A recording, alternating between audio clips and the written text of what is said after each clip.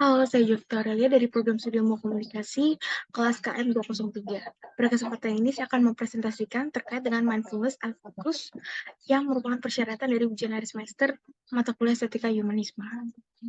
Nah, yang pertama itu adalah terkait dengan mindfulness. Mindfulness itu singkatnya adalah sikap kita, pemikiran kita secara sadar, secara penuh dan sadar terhadap peristiwa yang sedang kita jalani saat ini. Dan dengan perhatian, dengan tujuan yang jelas, dan kita tidak menghakimi apa yang terjadi terhadap diri kita saat ini. Dan untuk mencapai mindfulness, dibutuhkan latihan seperti meditasi, mengontrol ketenangan, dan sebagainya. Dan inti dari mindfulness itu sendiri merupakan pemusatan perhatian, kesadaran terhadap apa yang terjadi saat ini, terhadap diri kita. Dan sebaliknya dari mindfulness adalah mindlessness. Mindlessness adalah ketika kita tidak perhatian sama sekali. Apabila mindfulness tadi adalah kita penuh perhatian terhadap apa yang kita lakukan saat ini. Apabila mindlessness itu adalah ketika atensi kita tidak terarah, kita tidak memperhatikan apa yang kita sedang lakukan saat ini. Misalnya kita sedang di kelas, sedang memperhatikan pelajaran, tapi pikiran kita ke yang lain, ke bermain, ke makan, dan sebagainya. Nah, itu merupakan salah satu contoh sederhana dari mindlessness. Dan dalam mindlessness ini juga terdapat fenomena autopilot, yaitu ketika seorang individu itu menghadapi masalah dalam kehidupan tanpa menyadarinya dan tanpa menghayatinya. Jadi semua itu asal berlalu saja tanpa dihayati. Selanjutnya adalah 7 sikap dasar dari mindfulness. Di sikap dasar ini yang pertama adalah tanpa menghakimi. Maksudnya adalah kita menyaksikan pikiran dan kita tuh tidak memihak baik positif maupun negatif. Ketika kita mengembangkan sikap tuh nggak menghakimi, kita nggak menghakimi orang lain, kita tidak menghakimi apa yang dilakukan orang lain terhadap diri kita, maka kita pun menciptakan banyak ruang untuk diri kita itu bisa mempunyai kebaikan, kasih sayang, empati, dan koneksi kita terhadap orang lain. Dan juga terhadap diri kita sendiri. Dan yang kedua adalah kesabaran. Maksud dari kesabaran ini adalah kita memungkinkan hal-hal terungkaplah kebenaran terungkaplah pada waktunya sendiri dan melepas kebutuhan untuk mengendalikan situasi untuk hasil tertentu. Jadi kita tidak perlu terburu-buru untuk mendapatkan suatu kebenaran. Dan yang ketiga adalah pemikiran pemula, dan pemikiran pemula ini kita seperti mengondisikan diri kita seperti anak kecil yang tidak tahu apa-apa dan baru menerima sebuah informasi. Jadi seluruh informasi yang kita lihat, yang kita tanggap, itu semuanya kita lakukan dalam kondisi pikiran terbuka, mata terbuka, dan hati terbuka juga. Dan selanjutnya adalah percaya terhadap validitas pengalaman yang kita rasakan sendiri dan memungkinkan kita untuk melihat sendiri dari pengalaman mengenai apa yang benar dan tidak benar. Dan selanjutnya adalah non-striving. Nah, non-striving itu adalah kemauan kita untuk membiarkan apa yang terjadi saat ini ya apa adanya. Biarlah terjadi, tanpa berusaha untuk memperbaiki atau membuat sesuatu terjadi. Nah, berusaha keras untuk mengganggu kesadaran tentang saat ini atau kemampuan seorang daripada menentangnya. Dan selanjutnya juga ada penerimaan. Jadi penerimaan dan juga ada pengakuan. Ini tuh dapat membuka keterbukaan, kebaikan kita. Kita menyambut pengalaman apa adanya saat ini. Jadi bukan berarti kita pasif terhadap kehidupan kita ya, tanpa mengenali hal apa adanya. Tapi lebih ke bagaimana kita menerima suatu hal yang mungkin negatif tanpa kita perlu mengalami stres dan kecemasan. Dan yang ketujuh adalah sikap melepaskan. Melepaskan maksudnya adalah membiarkan segala sesuatu terjadi apa adanya tanpa perlu mencoba mengendalikan pikiran, perasaan, dan tindakan kita. Jadi kita hanya perlu melepaskan perasaan kita karena kita terkadang sering banget terjebak dalam perasaan cemas. Padahal cemas itu hanya sensasi di dada. Dan itu akan berlalu seiring dengan waktu. Dan kita harus berlatih untuk bisa membiarkan itu semua. Dan selanjutnya adalah mengapa mindfulness dan fokus itu penting, karena dalam dunia ini banyak sekali gangguan dan stres. Mungkin banyak juga pihak-pihak yang mengalami gangguan mental, gangguan kejiwaan. Oleh karena itu mindfulness ini sangat penting untuk bisa mengatasi distraksi dan meningkatkan efisiensi kita nih dalam menjalani kehidupan kita untuk lebih baik. Dan juga meningkatkan kualitas hidup kita, mengelola emosi kita, dan secara otomatis hal itu juga akan berdampak terhadap kesejahteraan mental kita. Kita menjadi lebih bahagia, mungkin ketika sendiri atau mungkin ketika berinteraksi dengan orang lain.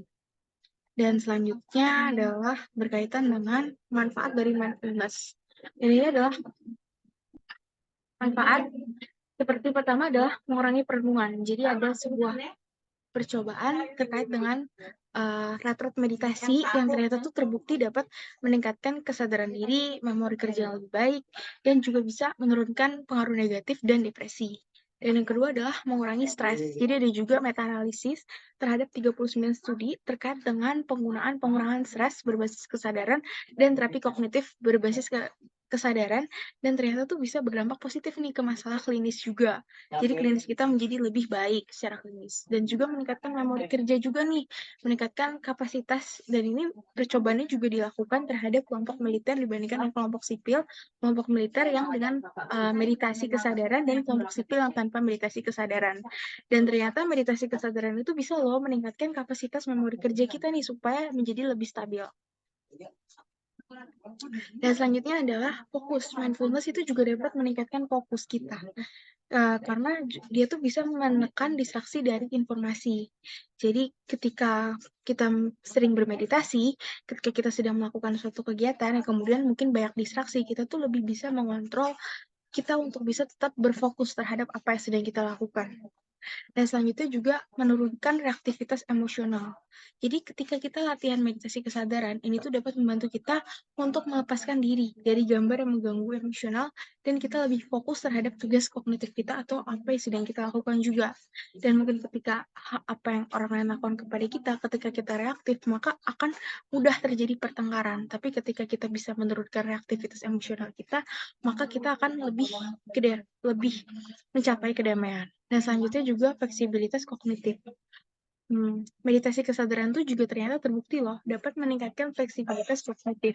Kenapa? Karena dia tuh dapat mengaktifkan wilayah otak yang berkaitan dengan respon terhadap situasi stres atau negatif. Nah, selanjutnya adalah mindful ambition. Mindful ambition ini merupakan implikasi dari fokus.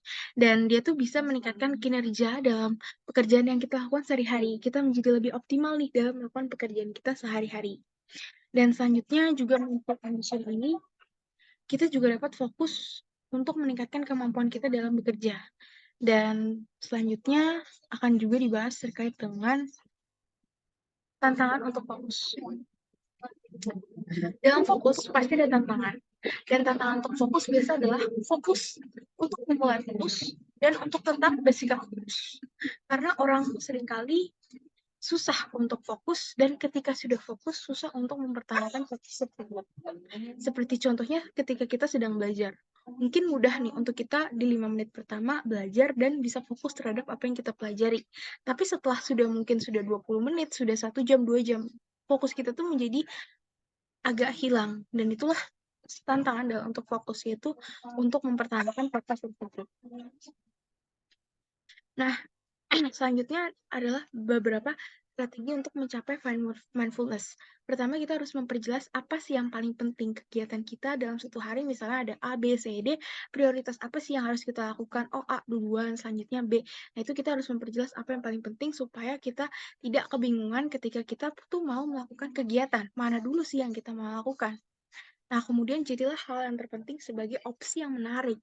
Misalnya adalah kita memiliki prioritas A, B, C, D. Maka yang A ini kalau bisa, yang prioritas utama, kalau bisa adalah opsi yang paling menarik, yang kita anggap juga menarik. Nah, selanjutnya adalah mengembangkan pola pikir yang benar untuk aktivitas yang ada. Jadi, maksudnya adalah ketika kita sedang belajar, ya kita hadirkan pikiran kita seutuhnya pada belajar. Bukan misalnya belajar sambil makan. Dan sebaliknya juga, kalau misalnya kita sedang makan, ya ada baiknya juga kita pikiran kita ke makan. Bukan makan tapi pikiran kita ke belajar, atau makan tapi pikiran kita ke bermain, karena itu juga bisa merusak mindfulness. Selanjutnya adalah mengatur apa yang paling penting untuk esok hari dan ini adalah tips sederhana. Jadi ketika kita sudah mau tidur, kita pikir nih besok apa aja sih yang mau kita lakukan. Nah, itu akan membantu juga kita supaya lebih efektif dan efisien dan juga tidak bingung terhadap kegiatan apa yang akan kita lakukan. Dan selanjutnya adalah mindfulness. Untuk latihan mindfulness ini lebih ke latihan bermeditasi. Yang pertama adalah fokus pernapasan. Dan untuk teknik fokus pernapasan ini dilakukan dengan cara kita hanya perlu duduk dengan nyaman, kita menutup mata, kita memperhatikan aliran napas masuk dan keluar dari hidung, dan kemudian kita juga mengontrol pikiran kita untuk tetap fokus terhadap nafas kita. Ketika pikiran kita mulai mengembara, maka kita harus kembalikan pikiran kita kembali ke pernapasan kita. Dan untuk bisa membantu fokus, kita juga bisa menghitung napas. Selanjutnya adalah loving kindness. Loving kindness ini lebih ke strategi meditasi untuk mengarahkan cinta dan kebaikan untuk diri kita sendiri dan orang lain. Kita bisa mengulang mantra, semoga aku bahagia, semoga aku sehat, semoga aku sejahtera, dan sebagainya. Kemudian kita juga dapat mengalahkan cinta dan kebaikan pada orang yang kita kenal. Misalnya, semoga orang tua saya selalu sehat, dan sebagainya. Nah, kemudian ada juga meditasi visualisasi. Meditasi visualisasi ini kita membayangkan apa yang menyenangkan, kita membayangkan situasi yang menyenangkan. Misalnya kita sedang membayangkan berada di pantai, hutan, dan tempat lain itu yang membuat kita menjadi relax. Selanjutnya adalah mindfulness of thought and emotions. Dan dalam mindfulness ini adalah mengamati pikiran dan emosi tanpa kita perlu menilai. Jadi kita hanya perlu membiarkan pikiran itu datang, pikiran itu pergi tanpa kita harus mengubah, tanpa kita harus merenungkan. Biarkan saja semua pikiran itu datang ke kita dan biarkan semua pikiran itu hilang dari kita. Kita tidak perlu berpikir apapun. Selanjutnya adalah mantra meditation. Ini lebih ke kita mengucapkan mantra secara berulang-ulang seperti damai, damai, om, om, cinta, dan sebagainya. Nah, fokus terhadap penggunaan kata tersebut tuh bisa membantu kita untuk menenangkan pikiran. Selanjutnya adalah meditasi kegerakan, tapi ini lebih membutuhkan keterampilan khusus ya, seperti misalnya kita melakukan yoga, tai chi, dan sebagainya. Selanjutnya adalah apa sih yang akan terjadi kalau misalnya kita tuh kurang memiliki mindfulness. Nah, yang pertama adalah stres dan kecemasan yang tinggi, gangguan tidur, kita menjadi kurang kesadaran diri, dan pada akhirnya kita akan mengganggu kesehatan mental kita juga menjadi kurang baik. Dan untuk selain mindfulness, kita juga perlu fokus ya. Untuk latihan fokus ini ada beberapa hal. Yang pertama misalnya teknik Pomodoro. Teknik Pomodoro itu adalah teknik nih kita mengerjakan tugas misalnya selama 25 menit, kemudian kita istirahat nih selama 5 menit, terus kita kerja lagi selama 25 menit. Pokoknya seiring bekerja tuh ada istirahat selama beberapa waktu. Nah, kemudian hindari multitasking, karena multitasking itu nggak mungkin seseorang bekerja melakukan banyak pekerjaan dalam waktu singkat. Dalam waktu yang sama itu sebenarnya kurang mungkin, dan multitasking itu lebih ke kita berpindah pekerjaan secara berurutan, dan justru hal tersebut tuh bukan mempercepat pekerjaan, tapi justru itu bisa menghilangkan fokus kita, merusak fokus kita. Dan selanjutnya adalah membuat daftar prioritas dari mana yang paling penting, mana yang paling kurang penting. Selanjutnya adalah daftar pustaka yang saya gunakan dan dari presentasi ini, dan terima kasih.